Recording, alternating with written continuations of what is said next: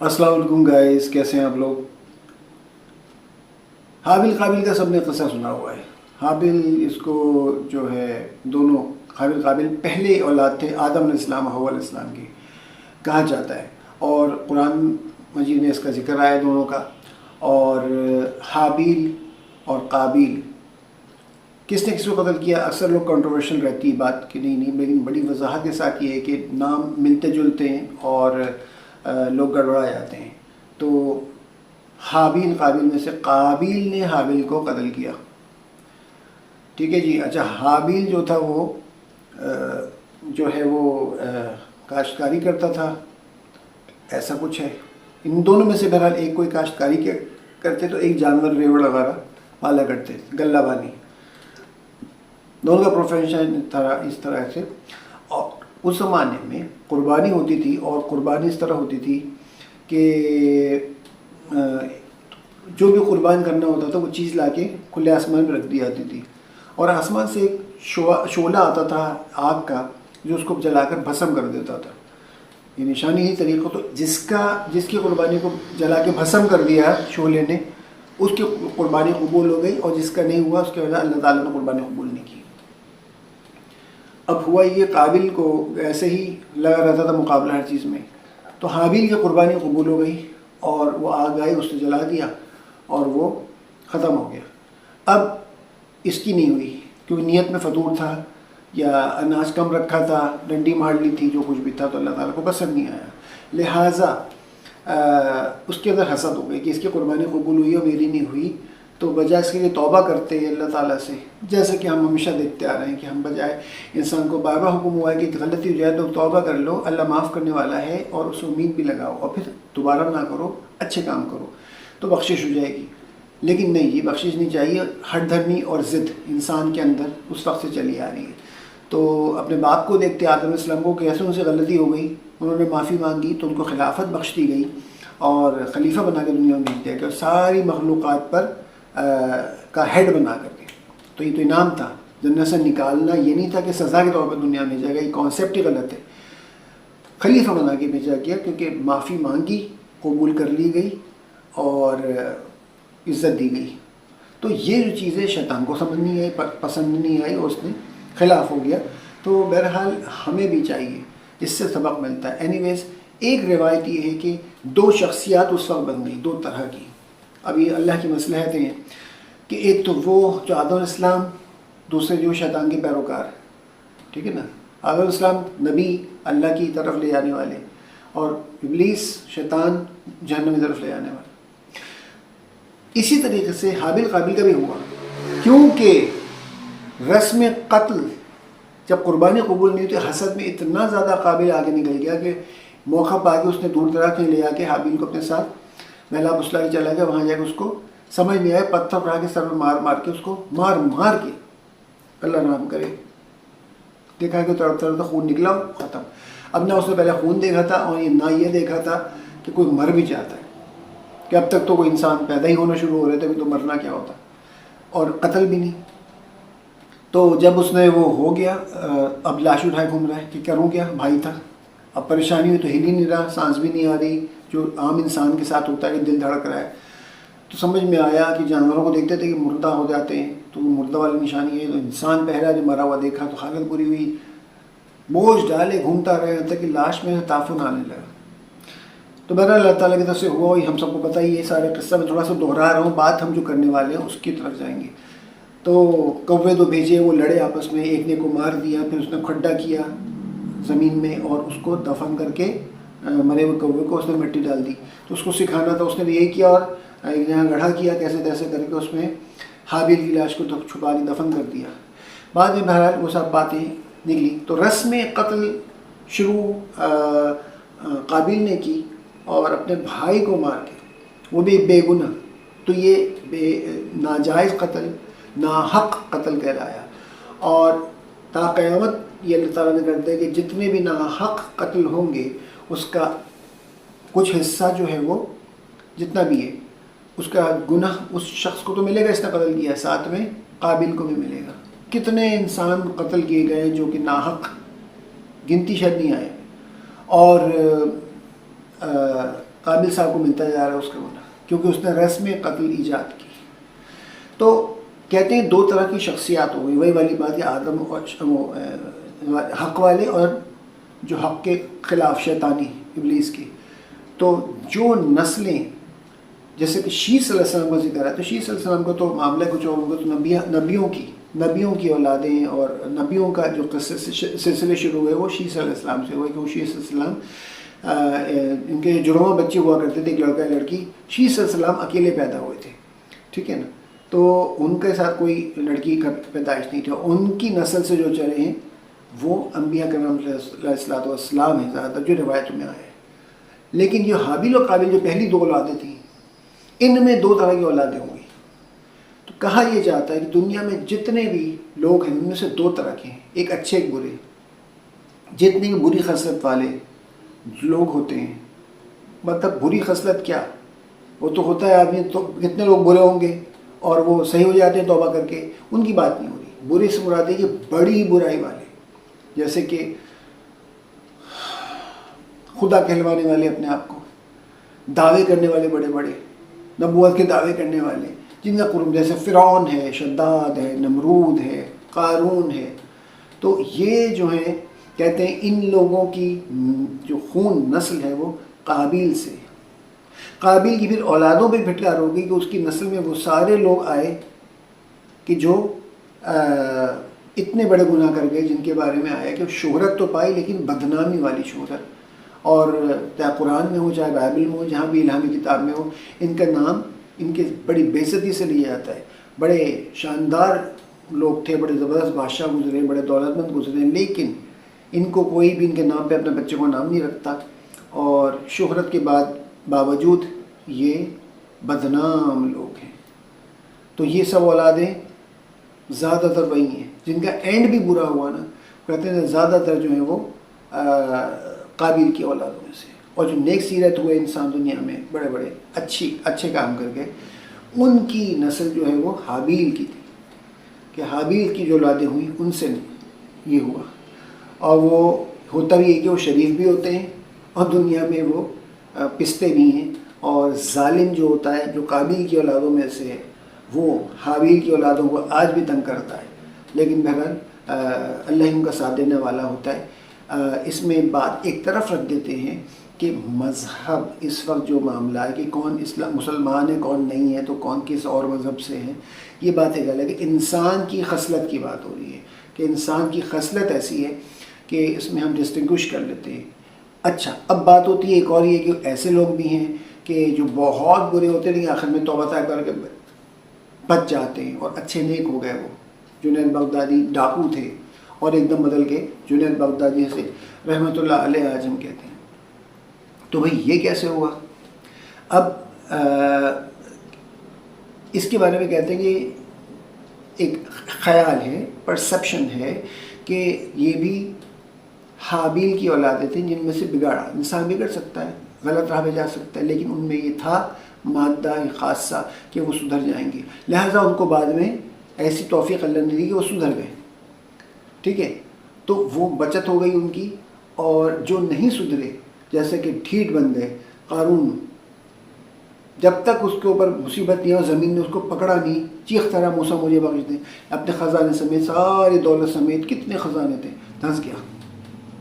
اور فرعون جاننے کے باوجود کہ اللہ موجود ہے، سچے نبی موسیٰ علیہ السلام، نہیں مانتا تھا، یہاں تک کہ جب اوپر سے پانی نیچے آنا، وہ ڈوبا نہیں تھا، اس کے اوپر تو پانی آیا تھا سمندر کا، کس قدر بھیانک انداز میں ڈوبا تھا، ایسا کسی کی کوئی غرق نہیں ہوا جیسا فرعون اپنے لشکر کے ساتھ غرق ہوا ہے۔ اس کی میرے خیال میں دوسری ویڈیو مجھے یاد آ رہی، میں نے بتائی ہے، اس میں سارا قصہ بتایا کہ کتنی بھیانک ہوگی۔ اس پر انالائز کریں، اس پر ریسرچ کریں تو پتہ چلے گا فرعون کی موت کتنی خوفناک تھی۔ وہ کسی جہاز سے ڈوبتا ہے، کشتی ڈوبتی، اس طرح نہیں ڈوبا تھا وہ لشکر کے ساتھ، وہ تو تہہ پہ چل رہا تھا سمندر کی، پانی پھٹا ہوا تھا، اور جب پانی اوپر سے آیا ہے، عام انسان جب ڈائیور نیچے جاتا ہے، زیادہ ڈیپ میں آتا ہے تو پانی کا اثر اتنا آتا ہے کہ پریشر اس کی باڈی پھٹ جائے، خاص سب مرینز ہوتی ہیں اس میں بیٹھ کے آتے ہیں۔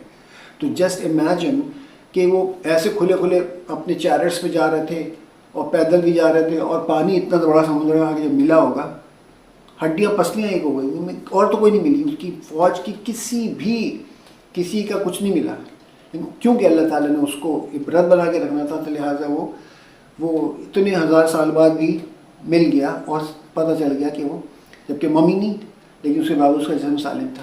لیکن جو موت ہوئی اور اس نے قرآن میں موجود ہے، اس نے کہا میں موسیٰ کے اللہ پہ مان لاتا ہوں، تو اللہ تعالیٰ نے کہا اب نہیں، کیونکہ وہ اتنا بھیانک دیکھ چکا تھا کہ موت ہونے والی ہے۔ اس وقت تو کوئی بھی مائی دلال ہوگا تو بولے گا نہیں بھائی میں تو کچھ بھی نہیں ہوں، سر تسلیم خم کرتا ہوں، تو وہ توبہ کے دروازے بند ہو چکے ہوتے ہیں۔ تو ایسے ڈھیٹ لوگ شداد اور جنت بنوالی مقابلے میں اللہ تعالیٰ کے، وہ کتنے وقت اللہ نے کہا جو ایک قدم اندر ایک باہر تھا، دیکھنے آیا تھا، جبکہ فرشتوں میں سے سب نے کہا، جبرائیل السلام تھے، میکائیل علیہ السلام تھے، کہ اللہ میں سے کہا لمیا مطلب ان کا دل بھی ہوا کہ لمیا تھوڑا سا دیکھ لیں گے، اتنے سے تو بنوائی ہے، بے شک پھر موت ملک الموت نے شاید یہ کہا واللہ عالم۔ تو فرشتوں کے بھی اس میں ہو گیا کہ ذرا اتنی شاندار چیز نے بنوائی ہے، مصیبت تو اس کے آنے اللہ میں ذرا دیکھنے دو نہیں، عین وقت پہ کہ جب اس کا ایک پیر جنت کے اپنی بنائی اس کی جنت کے دروازے پہ اندر ایک باہر تھا، اسی وقت روح قبض کر لو اس کی۔ کتنی بے بسی اس کے اندر تھی، لیکن ڈھیٹ آدمی اس وقت تک بیٹھا رہا۔ تو جتنے بھی اس طرح کے لوگ جو بڑے بڑے بدماشیا اور مافیا ٹائکونز ہیں نا، تو کم از کم اپنے آپ کو دیکھ لیں، اگر ابھی بھی سدھرے نہیں تھے ایک گیس کر لیں، کیا آپ حابیل کے خاندان سے ہیں یا قابیل کے خاندان سے ہیں؟ کس کے خاندان سے کہلوانا پسند کریں گے؟ ایسے تو کوئی کرائٹیریا نہیں کہ ہم نے کہا اب جا کے ہم پتہ کریں اور معلوم کریں کہ بھائی نسل کہاں سے جا رہی ہے، ان کے بھی تو والدین و بھائی بہن ہیں، لیکن بات ہو رہی خصلت کی۔ اگر وہ بات ہوگی تو خصلت کے طور پہ بھی نہیں کوئی پسند کرے گا کہ وہ قابیل کے خاندان کا کہلائے۔ کریں گے جی؟ کوئی نہیں کرے گا ہم میں سے۔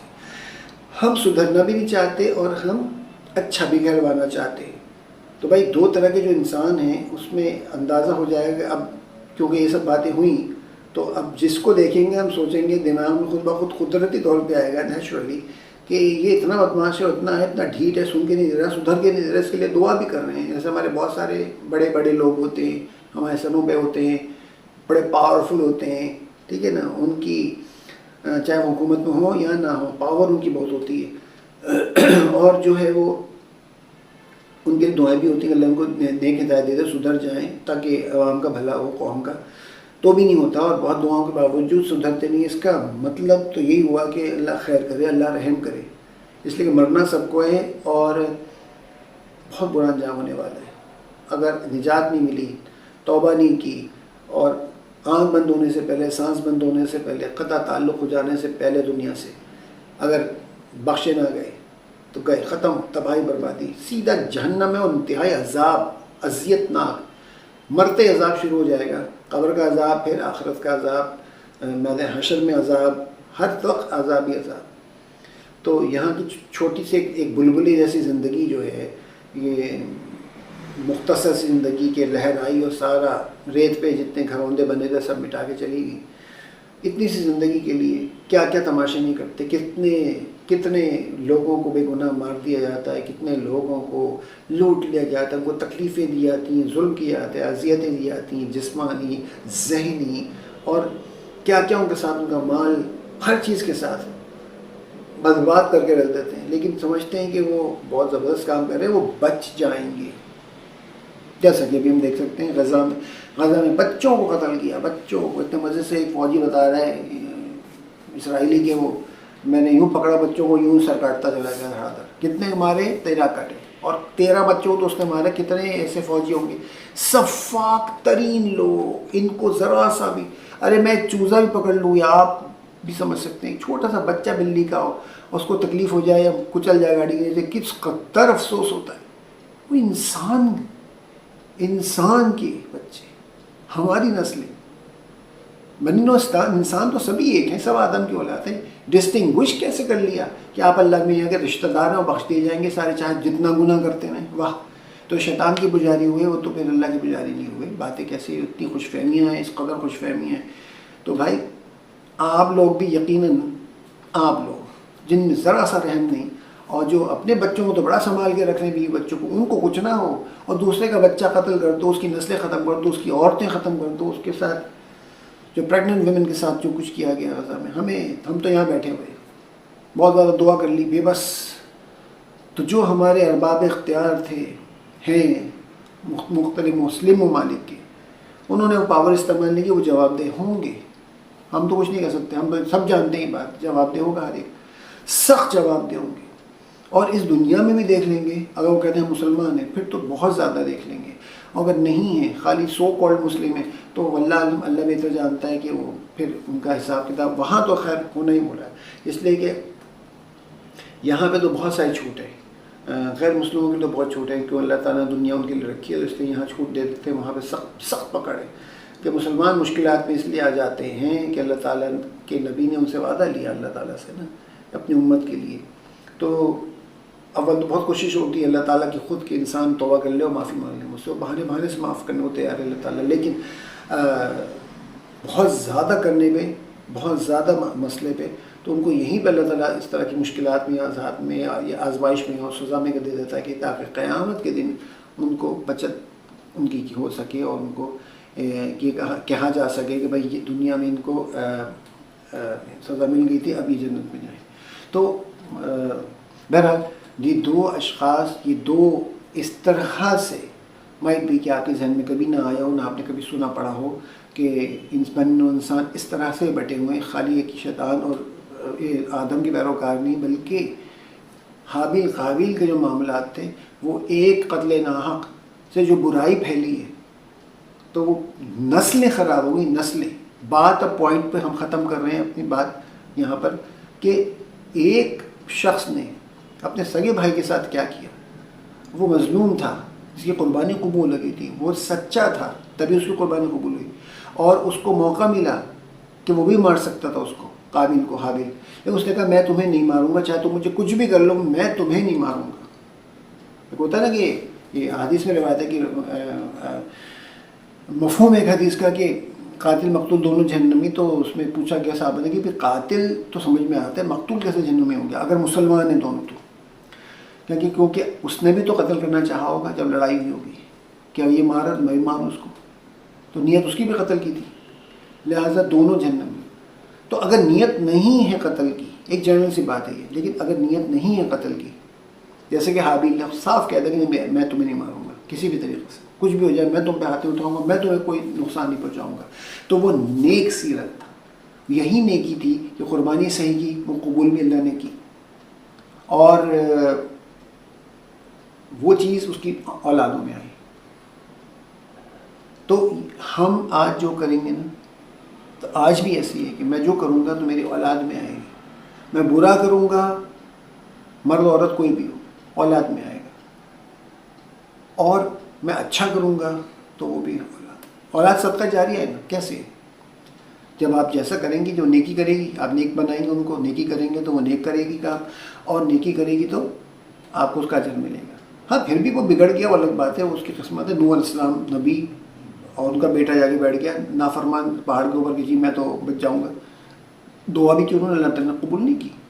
ٹھیک ہے، تو لازمی نہیں ہے ایسا. فرعون اور بیوی حضرت آسیہ ایمان والی ہو گئی، جنت کی عورتوں کی سرداروں میں سے 4 میں سے ایک وہ ہیں. کتنا بڑا درجہ ہے، اذیتیں دے دے کے ان کو ٹارچر کر کے فرعون نے مار ڈالا. اور خود فرعون کہاں درجے میں پہنچا ہے؟ 6 درجے پہ. جہنم کے جو خدا کہلواتے ہیں ان کا 6 درجہ ہے، منافقین کا 7واں درجہ ہے. سب سے جہنم کے اتنے نیچے درجے آتے ہیں اتنے زیادہ اذیتناک ہے. تو جو خدا کہلوانے والے تھے ان کا 6 درجہ، منافقین کا 7واں ہے. کتنی خطرہ بات ہے. ہمارے منافقین کتنے خود جہاں کی ہمیں دینا چاہیے، ہم کوئی منافقین والا کام تو نہیں کرے، منافقت تو نہیں کر رہے، اور انجانے میں تو کہیں ہم اپنی آخرت اور دنیا خراب تو نہیں کر رہے. تو یہ بہت دیکھنے کا ہے. اور اس پوری اس کے پس منظر میں اپنے فیصلہ کریں کہ آپ کی اولاد کی بہترین تربیت ہو. اگر آپ نے اچھی تربیت کی اور آپ نے نیکی کی اور پھر بھی اولاد اگر گڑبڑ ہو گئی تو وہ اپنے برے کا خود ہی بھگتے گی، آپ سے پکڑ نہیں. لیکن آپ نے اچھی تربیت کی اور وہ اچھا ہی رہے گا تو ظاہر مزے نہیں. اور جو نیکی کرے گی تو وہ تو ملے گی، برائی نہیں ملتی. اولاد کی نیکی ہی اولاد کو اس کا اجر ملتا ہے ساتھ میں. تو اس طرح صدقہ جاریہ ہے. تو ہم سب کو کوشش کرنی کہ اپنی اولاد کی بہترین تربیت کریں. ہم تعلیم اچھی دینا چاہتے ہیں, انگریزی تعلیم دیں, آپ پی کے ہاؤس میں ڈال دو, او لیولس کرا دو, اے لیولس کرا دو, فلانا کرا دو, باہر بھیج دو, پڑھاؤ. بہت پیسہ خرچ کرتے ہیں اور بہت دوڑ بھاگ بھی کرتے ہیں, لیکن اپنے آپ کو ایک اچھا نیک انسان, ایک اچھا مسلمان نہیں بنانے کی کوشش بھی نہیں کرتے. اچھے خاصے لوگ اطاعت ہے, جس طرح بہت بڑی تعداد ہے نماز نہ پڑھنے والوں کی, اللہ معاف کرے, انا للہ و انا الیہ راجعون, ویسے ہی تھوڑی تعداد پڑھنے والوں کی. جبکہ کیا ہے, صاف صاف آیا کہ مسلمان اور کافر کا فرق ہی یہی ہے نماز کا. مسلمان نماز پڑھنے فوراً کھڑا ہو جاتا ہے, فوراً نماز کے لیے دوڑتا ہے, کافر کو فکر نہیں ہوتی. تو اگر یہ حرکت ہمارے مسلمان کریں گے, اذان ہو رہی ہے, ہم بیٹھے ہوئے اپنے کاموں میں لگے ہوئے ہیں, اور کوئی ڈر خوف کو فکر بھی نہیں, کوئی افسوس بھی نہیں کہ ہم نے نماز چھوڑ دی, تو یہ چیزیں ہماری جو گڈ ڈیڈس اور بیڈ ڈیڈس ہیں یہ ہمارے سر پہ آنے والی ہیں, اور ہمیں جو ہے وہ وہی والی بات ہے کہ نسلیں خراب ہو جانے والی ہیں. آج آپ نے کر لیا کام, آپ کو فکر نہیں ہے, لیکن آپ کی آئندہ نسلیں جو ہیں وہ ان میں وہ چیز برائی ٹرانسفر ہوگی, ان میں وہ اچھائی ٹرانسفر ہوگی. تو اس کا خیال کریں, بہت تربیت کریں. تعلیم تو دے دیں بچوں کو جہاں سے اچھی, لیکن تربیت بھی کریں, اور دین کی تعلیم بھی بہت دیں. تربیت, تعلیم اور طبیعت, اس پر بھی ایک لیکچر آ چکا ہے کہ تعلیم, تربیت اور طبیعت. نیچر وہ مشکل ہوتی بدلنا. رسول اللہ صلی اللہ علیہ وسلم نے صحابہ کی تعلیم کی, پھر تربیت کی, اور پھر ان کی طبیعت بھی کی. اندر سے ان کو جانی دشمن تو ایسا بھائی بنا دے گا, اب ایک دوسرے کے لیے مرنے کو تیار تھے, ایسی محبت پیدا کرتی. یہ تو سب سے ٹف کام تو طبیعت والا ہے. چلیں ہم طبیعت تک نہیں آ سکتے, تربیت تو کر سکتے ہیں, اس میں کسی نے منع کیا ہوا ہے کیا. تو مادہ پیدر آزاد اولاد آج کل نظر آتی, نوجوان اور بچے ایسے ٹر زبان دراز, بدتمیزی. دیکھیں, غور کریں, خوف زدہ, آپ کو خوف نہیں آتا کہ یار یہ آج یہ کر رہا ہے, کل وہ کیا کرے گا. اور یہی ریزن ہے کہ پہلے تو اولڈ ہاؤسز میں ڈال, آج اولڈ ہاؤسز میں جا کے ڈالنے کو ڈال آتے ہیں. تو آپ ہی کی تو کوئی حرکت ایسی ہے نا, آپ کی تربیت میں کمی رہ گئی ہے, جو اس نے پھر بڑے ہو کے آپ کو گھر سے نکالنے کا سوچ لیا ہے اور آپ کو اولڈ ہاؤس میں ڈالنے کا سوچ رہا ہوتا ہے. آپ پہ ہاتھ اٹھاتا ہے, آپ کو گالم گلوچ کرتا ہے, کیسے کیسے واقعات آتے ہیں. سب قیامت کی نشانی, لیے قیامت کی نشانی کر کے چھٹکارا تو نہیں ملے گا نا. معاشرے اچھے کرنے کی تو ضرورت نہیں ہے کیا, ہمیں اپنا حصہ نہیں ڈالنا چاہیے. اس پر سوچیے گا اور اس پر کام کریں پریکٹیکل ہو کر کے. اپنے بچوں کی تربیت کریں, اچھی تربیت کریں, اور خود نہیں سدھرے ہیں تو پہلے اپنی تربیت کر لیں. اگر آپ کی والدہ سے کمی رہ گئی تو اپنے آپ کو سدھار لیں. پورا دین پڑھائے, قرآن پڑھائے, تفسیر پڑھیے, سنت پڑھیے, رسول صلی اللہ علیہ وسلم کی احادیث موجود ہیں, ہر چیز موجود ہے, پریکٹیکلی ہر چیز موجود ہے. اسوہ حسنہ سے بہترین کوئی وہ مثال نہیں بنتی. اڈاپٹ کریں, اپنے آپ کو بدلیں, اپنے بچوں کو بدلیں. آپ بدلیں گے تو آپ کی اولاد ہی بدلے گی. جن کے لیے جو سمجھتے ہیں کہ ان کی کمی رہ گئی, انہوں نے ابھی تک نہیں کیا تھا, تو اب بھی وقت ہے. آنکھ بند ہونے سے پہلے یہاں منقطع ہوا سلسلہ سانس کا, سب کچھ ختم, نہ دعا نہ عبادت نہ کچھ نہیں کر سکیں گے. پیچھے والوں پہ ڈیپینڈ کرے گا کہ اولاد اچھی تھی تو بخشے, یا نیک لوگ ہیں پیارے جاننے والے, بخشنے پڑھ کے تو مل گیا, ورنہ تو گیا. جو عمل کر گئے تھے وہی ساتھ جائیں گے, باقی سب یہیں رہ جانے والا ہے. دعا میں یاد رکھیے گا. السلام علیکم.